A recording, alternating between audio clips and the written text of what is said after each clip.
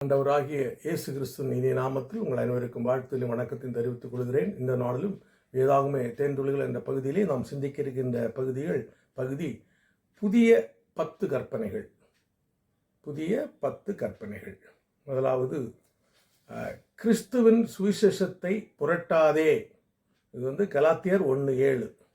இரண்டாவது, பொருளாசை வேண்டாம். கொலோசியர் 3:5-6. மூன்றாவது, பரிசுத்த ஆவிக்கு விரோதமாய் தூஷணம் செய்யாதே. இது லூக்கா 12:10. நான்காவது, சபை கூடி வருதலை விட்டு விடாதே. எபிரேயர் 10:25.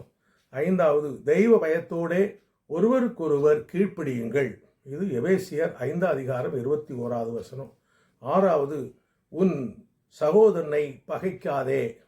1 யோவான் 3:15. ஏழாவது, ஸ்திரீயை இச்சையோடு பார்க்காதே. மத்தேயு 5:28. எட்டாவது, திருடாமல் நலமான வேலை செய்வாயாக. எபேசியர் 4:28. ஒன்பதாவது, உள்ளதை உள்ளதென்றும் இல்லாததை இல்லாததென்றும் சொல்வாயாக. மத்தேயு 5:37. பத்தாவது, தீமையை வெறுத்து நன்மையை பற்றி கொண்டிரு. இது ரோமர் 12:9. இந்த புதிய 10 கற்பனைகளை நாம் கடைபிடிக்கிறோமா என்பதை இந்த வேத பகுதிகளை வாசித்து சிந்தித்து செயல்படுவோம். கர்த்தர் உங்களை ஆசீர்வதிப்பாராக. ஆமேன்.